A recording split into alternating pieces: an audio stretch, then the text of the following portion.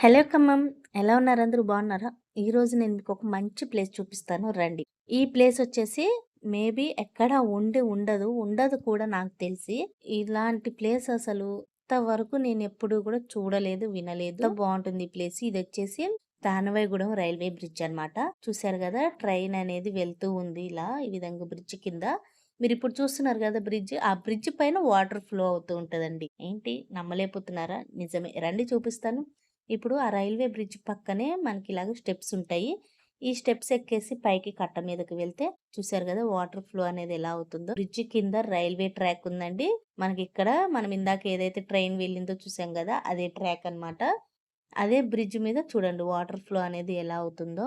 ఇంకా ఇప్పుడు సమ్మర్ కాబట్టి ఈ వాటర్ ఫ్లో అనేది తక్కువగా ఉంది. రైనీ సీజన్‌లోని అయితే ఇంకా వాటర్ ఫ్లో ఇంకా ఎక్కువ ఉంటుందన్నమాట. నేను ఈవినింగ్ టైంలో మీకెళ్ళి చూపిస్తున్నాను. వెదర్‌కి తగ్గట్టు అసలు వ్యూ కూడా చాలా బావుందండి. ఒంటరిగా వెళ్ళాలంటే భయమేస్తుంది కొంచెము. స్కేరీగానే ఉంటుంది ఈ ప్లేస్ అనేది. ఎవ్వరూ ఉండరు కాబట్టి అక్కడ. ఎవరైనా తోడుగా వెళ్తే చాలా బావుంటుంది.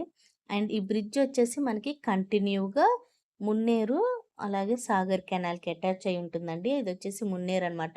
ఇక్కడ చూస్తున్నారు కదా బైక్ ఆగుంది. అక్కడి వరకు దానవాయిగూడెం బ్రిడ్జ్ వాటర్ ఫ్లో అనేది కంటిన్యూషన్ ఉందన్నమాట. ఇదొచ్చేసి మున్నేరు. చూసారా పిల్లలు ఎలా ఈత కొడుతున్నారు. మార్నింగ్, ఈవినింగ్ పేరెంట్సే తీసుకొచ్చి, సమ్మర్ కాబట్టి ఈ విధంగా స్విమ్మింగ్ చేపిస్తారు. ఇక్కడ రెగ్యులర్‌గా ఎవరో ఒకళ్ళు చేపలు పడుతూనే ఉంటారండి. అదే విధంగా షూట్స్ కూడా జరుగుతూనే ఉంటాయి. మేముండగానే ఒక ప్రీ వెడ్డింగ్ షూట్ కూడా జరుగుతుంది. మరి మీరు కూడా ఒకసారి ఈ అందమైన లొకేషన్‌ని విజిట్ చేయండి. చాలా బావుంటుంది.